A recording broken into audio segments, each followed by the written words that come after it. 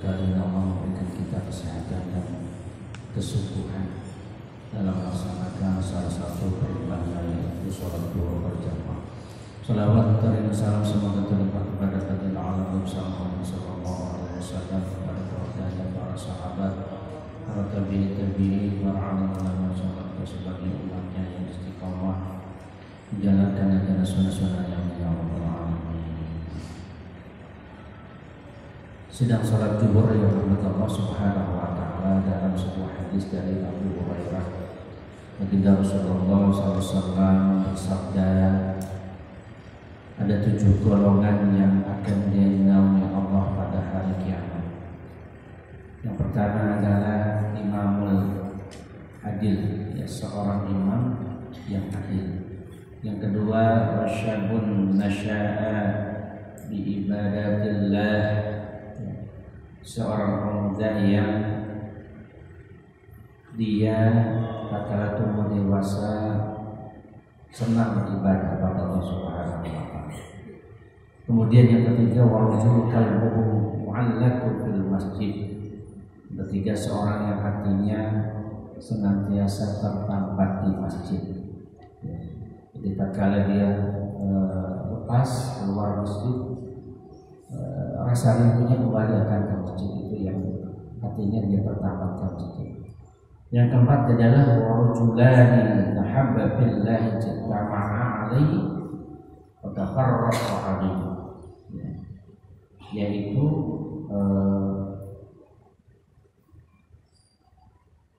dua orang yang saling mencintai di jalan Allah. Ya, jadi kalau kita berteman, ya, itu karena Allah, kemudian berpisahnya karena Allah. Yang kelima, warajulun na'atuhum ra'atun datu mansibi wa jamal. Ya, seorang laki-laki yang dia diajak berbuat maksiat oleh seorang wanita bangsawan, bahkan berpangkat, dia mengatakan, ini akhullah, aku takut kepada Allah. Ini yang terjadi pada Nabi Yusuf alaihissalam, yang tatkala itu diajak oleh Zulaikha, ya, untuk berbuat yang tidak baik, ya, berbuat zina. Kemudian yang keenam adalah seorang yang bersedekah dengan satu sedekah lalu dia menyembunyikan sedekah, ya, tidak dipamerkan. Ya, warajulun tasaddaqa bisadaqati fakhfaha hatta la ta'lama simahu bima tunfiqu yamin. Jadi tangan kirinya memberi, tangan kanannya tidak tahu, kita kembalikan. Kemudian yang ketujuh, warajulun zakarallahu khaliyan, ya, seorang laki-laki yang tatkala dia di tengah keheningan, dalam kesepian, dia berzikir kepada Allah, fafadat aynahu, sampai-sampai matanya meneteskan air matanya keluar karena saking takutnya kepada Allah Subhanahu wa taala. Seorang yang berzikir dalam kesepian di tengah malam, ya, itu dia saking hebatnya rasa mahabbahnya kepada Allah, hatinya tertambat kepada Allah, teringat akan masa lalu, teringat akan dosa-dosanya, dia menegaskan ayat. Yang ingin saya sampaikan pada siang kali ini satu saja, ya, tentang al-imamul adil, ya. Ini seorang pemimpin yang adil nanti di yaumil akhir, ya, pada saat kebanyakan orang tidak mendapatkan naungan, ya, nah, pemimpin adil ini dia akan mendapatkan naungan Allah Subhanahu wa taala. Makanya Allah Subhanahu wa taala menegaskan, ya alladzina amanu qawamina lillahi syuhada'a bil qist. Hai orang-orang beriman, hendaklah kamu jadi orang-orang yang selalu menegakkan keadilan. Wala yajrimannakum sana'an qaumi 'ala ta'dilu, ya, menjadi saksi dengan adil, dan janganlah sekali-kali kebencian kamu terhadap suatu kaum yang mendorong kamu untuk berbuat tidak adil. karena bukan dari kelompok kita, tidak semacam dengan kita, tidak satu suku dengan kita, tatkala memutuskan perkara dia tidak bisa adil. Padahal Allah menegaskan adil huwa aqrabu littaqwa. Orang yang bisa berbuat adil itu mendekatkan pada takwa. Ya. Contoh yang sangat mungkin kita sering dengar ya di ceramah-ceramah itu ya. Tatkala Umar bin Khattab dia menunjuk seorang sahabat yang bernama Amr bin As ya, menjadi gubernur di Mesir. Nah, Amr bin As ini tatkala dia ditunjuk oleh Amirul Mukminin Umar bin Khattab, dia membangun istana di Mesir ya, tempat dia nanti untuk bekerja ya. Wali kotanya lah ya. Begitu megah, begitu indah.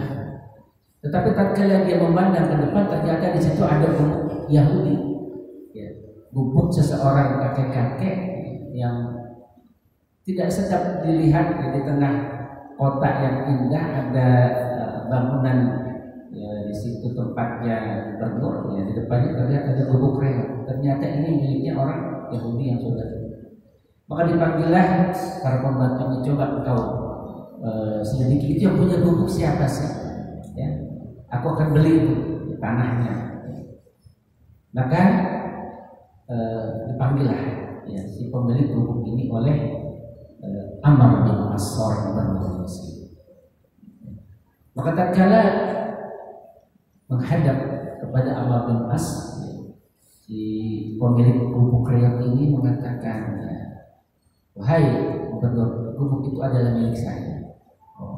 Gimana kalau saya akan beli?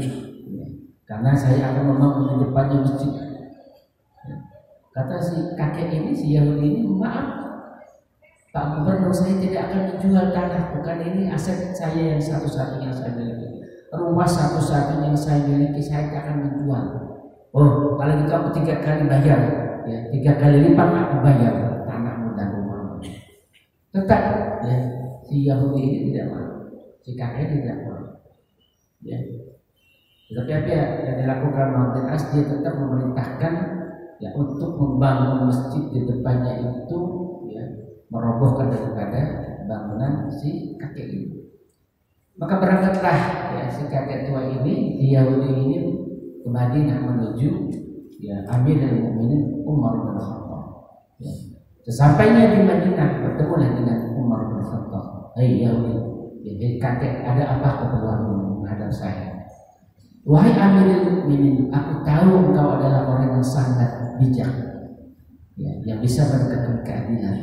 Ya, aku mempunyai gubuk reot ya, di depan daripada gedung Amr bin As. Ya, gubuk reot itu akan dirubuhkan, ya, akan dirubuhkan dan akan dibangun masjid. Ya. Maka dengan ini Umar bin Khattab meminta si kakek ini, kakek tolong ambilkan di depan sana itu ada tulang, ya, ada tulang, kau cari situ ya. Akhirnya si kakek ini setelah dia mengorek-orek di tempat-tempat sampah itu, nanti dia dapatkan tulang, ya, di tulang kepala tulang binatang, diberikan kepada Umar. Ya. Bingung kakek itu, apa yang dilakukan oleh seorang Amirul Mukminin. Kemudian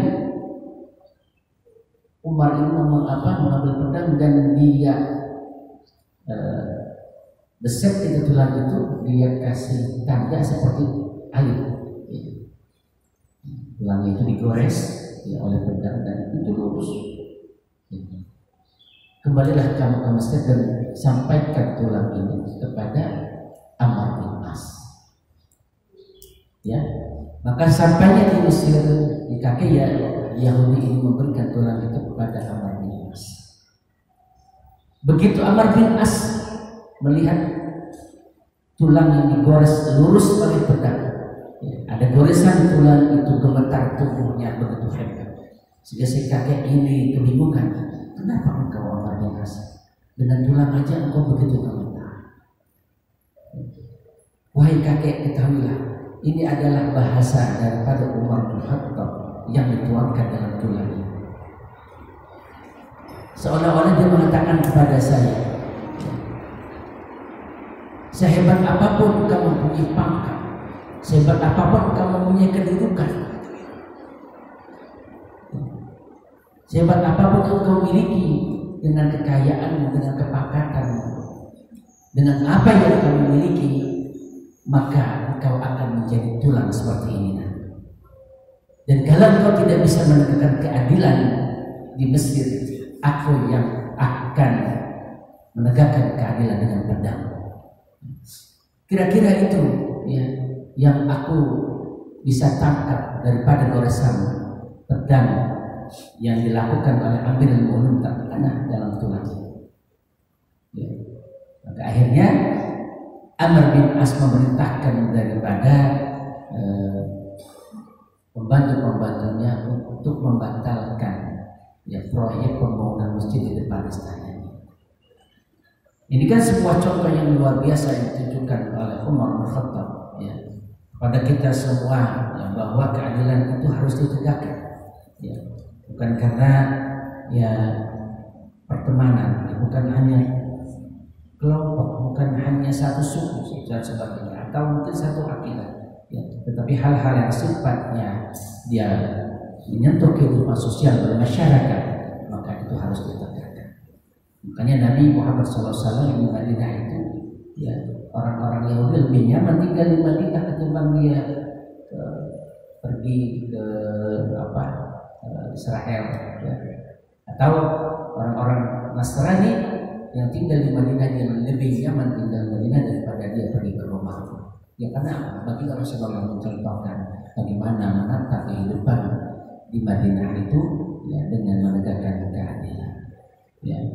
Dia kata baginda Rasul, ya ayyuhan nasu innama ahlakal ladzi qablakum annahum kanu idza sarafu fihim syarifat taraku. Ya. Wahai sekalian manusia, sesungguhnya yang membuat rusak orang-orang sebelum kalian adalah ketika orang-orang terpandang melakukan kejahatan, mereka tidak menghukumnya. Ya, wa idza saraqa bihim adha'ifu aqamu alaihi ada. Tetapi tatkala ya rakyat jelata melakukan kesalahan, melakukan perbuatan mencuri misalnya, mereka menegakkan hukuman dengan had. Ya. Jadi hukumnya itu tegak tajam ke bawah tapi tidak keras. Bahkan baginda Nabi dalam hadis yang mengatakan, wa inallahu law anna Fatimah binti Muhammad, kalau saja Fatimah binti Muhammad itu mencuri, kata Nabi, ya, syarafat mencuri, kata Nabi, laqata'tu yadaha, aku sendiri yang akan memotong tangan. Itulah yang dilakukan baginda Rasulullah SAW tentang bagaimana dia harus bersikap adil kepada siapapun yang termasuk pada keluarga. Itu saja yang mungkin yang kita sampaikan pada siang kali ini. Mudah-mudahan memberikan pencerahan dan menambah keimanan atau kita kepada Allah Subhanahu wa taala. Kafaratul majelis, subhanallah wa bihamdika asyhadu an la ilaha illa anta astaghfiruka wa atubu ilaik. Wallahu a'lam.